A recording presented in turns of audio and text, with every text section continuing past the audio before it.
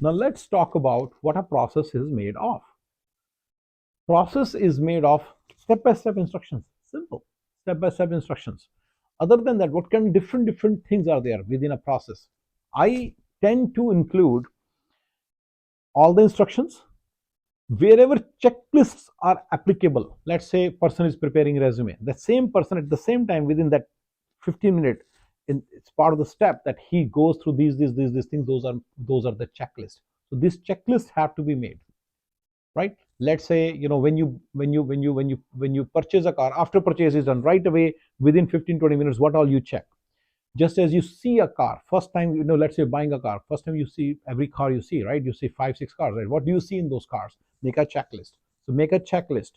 Sometimes processes boil down to pretty much checklist. Well, if you know the checklist, the step by step, what you do after this doesn't matter. Just what you do, what you like, step by step, like sequence doesn't matter. You just have the checklist, you will be doing it. One comes after two comes after three. Sometimes, let's say there's a step missing, then you meet the dealer. You don't have to meet the dealer, you have to worry about it. Just you will meet. So sometimes, but you can write it step by step. You can also skip all those steps and just make sure you have all the checklists. Process boils down to just checklists in a 50 people enterprise. Okay, there should be audit sub processes. How will you audit if people are doing their work or not? This is part of the process. This is what I wanted to find online and I couldn't find, so I'm making a video about that. It may sound a little different to you, but my thing is, I'm not doing PhD. I'm not running a 500,000 people company. It's a 50 people enterprise. Whatever I can do to keep the things simple, I'm introducing here. I have seen that I need to do frequent audit of whether everybody is doing the things the right way. So I think that for every process, you need to create an audit sub-process or audit set of tasks. Sub-process task doesn't matter, just something that basically clearly tells you this is how I will audit.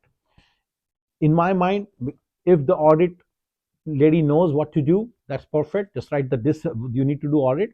If she doesn't know, then you need to write sequence of steps, so that becomes a sub process. So you need to write instructions, right? So that becomes a sub process. So I call it audit sub process. Um, right? When people go through those processes, when they're getting trained, write some questions that you will ask those, the trainer should ask those people, the trainees, whether they understood the process or not. Those questions should be written as part of the process itself. Just write it there, right there in the SOP. I have seen some elaborate SOPs, but they don't really have these things. They have just stupid stuff. What would you do with all that? I need these questions that I can ask the person right there. Otherwise, how will I remember what questions to be asked? How will I ask? How will I know whether they got trained? If people went through this, how would I know? Right? Reports. The reports for those process, those have to be there. So those reports are the ones that will go into the program head. Program people would want to know, program people would want to know what those reports are. In our case, VPH, the program head, basically vertical program head, gives these reports to the owners, RMO, revenue model owners. RMO is more like a division head. VPH is more like a supervisor, and he basically supervises the team and gives the reports to the department head. We have different names. We call it vertical program head for the supervisor. BDMs are the ones who are doing the sales, and RMO, revenue model owner, is the person who basically owns the whole model and make sure that revenue is coming. Anyway, reports is one of the things that's part of the process. You need to write to measure various things within this process. What are the reports? You can think of those as if you can write a line item, this is a report, ECS report. It tells you what it is, perfect. If there is a process to create it, just write a step by step instruction, and that's your ECS, that's your reports sub process. So you need to have report sub process, all the reports, and how to get those reports from there, where to go, what to do, what to click, all this will be written, and that's your reports sub process. If you know where to go, what to do, just write this is the report, and that should be enough. You don't need to write S's and S's on these, right? Apart from that, you need to understand there are two types of process steps. One are event based, second one is Time based. Event based means sequence. After this, do this. After this, do this. After this, do this. Time based is every morning or every week you need to do this. You need to follow up every morning with whosoever you cold called that in the last 7 days. Okay, so let's say, so this is an example, right? This is an example that whosoever you called in the last 7 days, you need to follow with them every day. So every day in the morning. This is your time-based instruction, and this has to be done every day, and this is your recurring instruction, recurring task. Mention this is a recurring task, and this is time-based recurring task, and this is daily or weekly or monthly. Done. You don't need more than this, right? You can measure whether the person is doing it or not. Audit lady can check whether the thing is being done every day or not. What does she need to check? She can log into that person's email and actually check whether the person is doing it every day or not. Simple. So these instructions will be part of your audit sub process, remember. So process is pretty elaborate, and this is something that I did not see anywhere on the internet. I tried to find Quora articles, I tried to find so many things. Nobody's talking about what all needs to be part of the process that is easily manageable in a small enterprise, in a normal enterprise, using common sense rather than using elaborate books. I don't want to read the PMP big potha, big book, epic. I want to just do it simply. So process also has, in process, I think for every process there should be an overview, and there should be a docs folder where all the important docs will be kept by the team as they're working. That's in my case resumes. They get documents from the candidate. Where will they keep it, right? And then there will be links, all important links, right? Let's say some training material is on YouTube, then those links should be there. So all links should be kept related to all the processes. What I am doing is there is one separate links article where all the links related to all the processes are there. Okay, this is much easier. There will be headings, but if let's say something gets uncategorized wrongly, at least that link will be easy to find because it will be all at the same place. It's very easy to miss the categorization of a certain link. And what if some link is a part of two processes? Then will that be repeating? Answer is no. In my case, it will just be there. There'll be general links, then there will be process specific links. That's it, within the same article, right? Links. Similarly, doc folder, where the doc folder is, that is a link. So that will be there in the links folder, right? You will decide as a program, okay, this is where you will decide as a program where this doc folder should be, and the link should be in the links folder, right? Overviews should be there. For example, this is an overview of the process, project, and the whole program thingy, right? And then within the process, there are steps, right? Originally, how was these instructions given? I have seen sometimes things, let's say the process writer writes wrongly. Let's say you as a business owner are telling what to do, and you probably left a series of instructions in the form of a voice note or an audio note or a Slack message or a WhatsApp message. That thing is there. So that link can be preserved, and that link can be written as part of the step that this is where it came from. And that way, anybody who has a doubt and who doesn't understand, they can go back to that and listen to that. In fact, during training, they have to read the instructions, the step-by-step instructions, the process steps, and they have to go and actually check the original instructions as well. It's not a big deal. Instead of 1 day, they'll spend 3 days, but they'll learn exactly how the instructions came. It's not a very big deal. So these are the things which should be part of the process. Other than that, I mentioned policies already. Policies can be part of the process too, right? What are the various policies which are governing, right? It's not a big deal. Any policy, any set of rules, any rules or policies, they can go. You don't need to worry about the difference in policy and rule. Just whatever rule you think, dump it in the rule section, and that should be fine. That should be fine, right? As part of the process, they will be creating data. They will be creating data, right? Where would they store this data? The lists, the tables in Notion. We use Notion as a tool, right? So whatever CRM you use, for example, candidates list, for example, resumes list, for example, calls list. If they need to keep track of the record of the calls, where will they enter it? All that should be in the instructions, and there should be links to that, so that should be clear to you. That's part of the things. And sometimes output of the process is money. We are, as we said, that sometimes, more often than not, it is simply after the entire process executes, they have, let's say, 13 candidates who are ready to transfer their H1. So you need to have that list. Where do they keep this list? And that is a very important output. So you need to make sure that you mention in CRM where will all this be, right? So that's your lists. So lists are very important part of your process. Where would the output go? Similarly, sometimes to do the process, to execute the process, there are inputs in terms of some agreements or certain things that they need to refer to. Other than the SOP instructions, they need to refer to something else. For example, some agreements, some guidelines. So those guidelines should be also there as part of process, right? These are the things these are the inputs that are needed for the process. You can store this at the program level. Remember, program is made up of multiple instructions, multiple processes. So if you think that is something which is common to all the processes, or right, then write it there, right? Otherwise, write it at the process level. Don't worry, write it at the process level. It's not too big of a deal, right? All the instructions that the process, all the inputs that the process needs to be able to execute, right? For example, in my case, what rate what is the minimum rate that we should ask for is clearly governed by a policy, and that should be written as part of the process. So everybody should know that we should not, and we keep on changing that policy.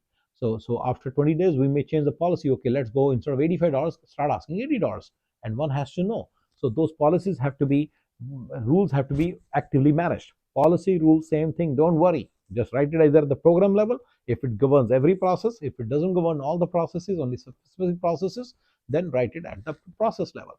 Okay. Now,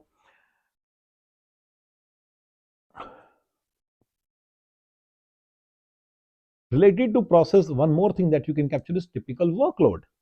What is the typical workload that you need to capture? What's the typical workload for the system? What's the typical workload? Okay, for this process, not system, sorry, for the process. So to execute this process, to execute this sub process, what's the typical workload? It can be for various checklists. To execute this checklist, this is the time it takes. It can be for various sub processes like audit sub process. This is the time it takes to audit it, things like that. For every sitting, for every use case, you can, for whatever use case, for every sitting, for every time they are doing something, you can see, you can have the workload, and that will help you in gauging how much time it takes. Sometimes it's not important and or necessary. Don't do that. Don't overdo it. Don't overdo it. Do it. I do it for single sitting tasks, right? Then I try to identify the workload for those, and that's enough. Let's say checklist is single sitting, they'll be doing it in single. That's a definition of checklist anyway. Similarly, audit sub process lady, she checks everything in one sittings, so I have workloads for that. Let's say lead generation, so I have workloads for that. So they would, let's say they'll take 100, they can do 100 applies in 1 hour. So some workloads are there, so you can model that, and you can keep those workloads, and you should be having those workloads in your mind. You should know that it can be written in the process step also, it can be written in the process checklist also, it can be written at the audit level also, that this is the typical workload associated with this specific sub process. Making sense? You notice it's all about process and what all goes in the process, right?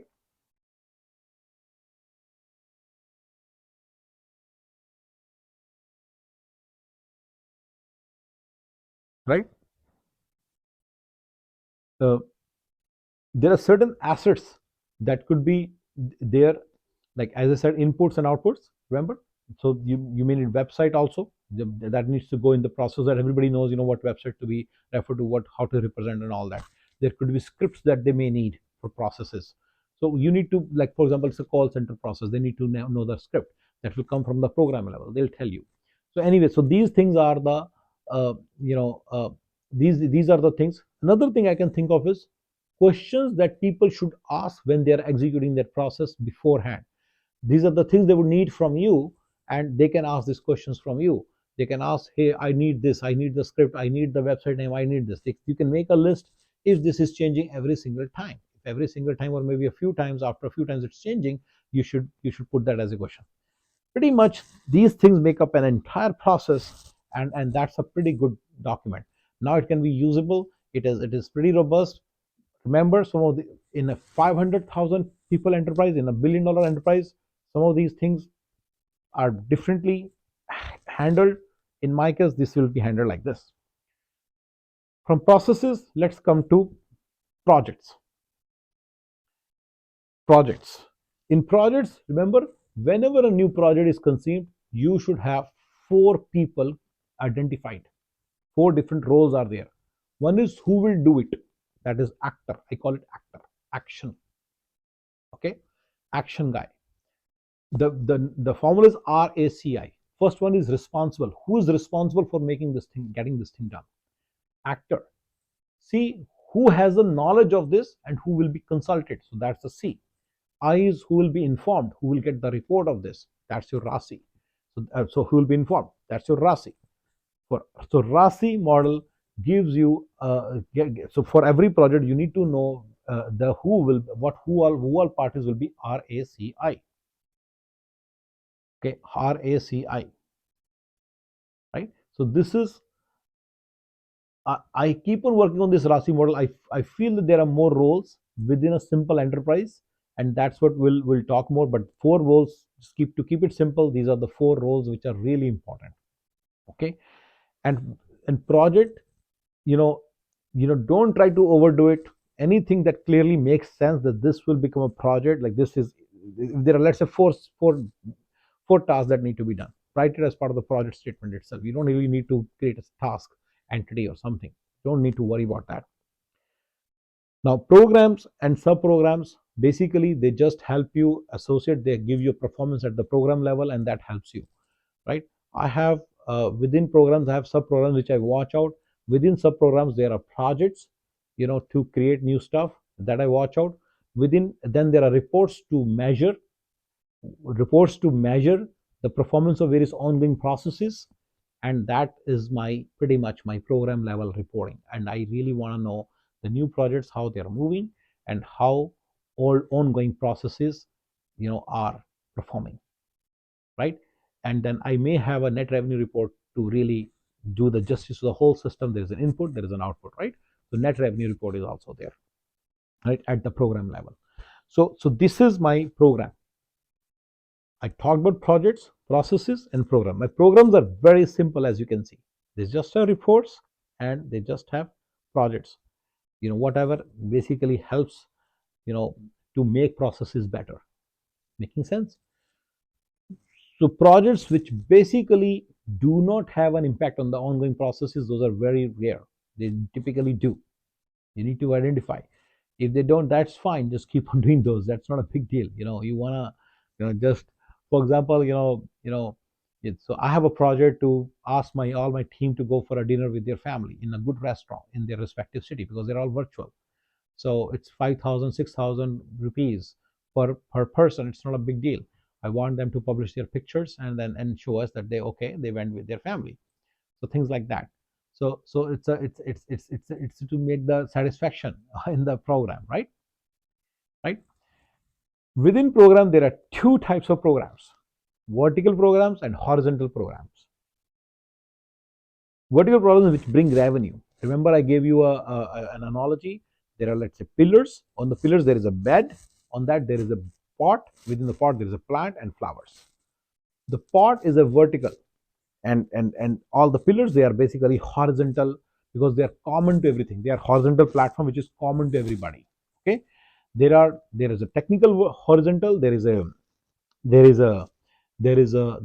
accounting horizontal. Then there is a lead gen horizontal. Then there is a, there are horizontals for various things. There are like 30 horizontals. You can go over those and you can understand what those horizontals are. Then there are vertical horizontals, are basically separate revenue streams, right? If the parts of the verticals, don't worry about it. Any vertical means the same person would be doing the entire step-by-step thing. So those are horizontals. Okay, so those are vertical programs. So typically when I'm making a team, there is a subject matter expert. So this is how the vertical is.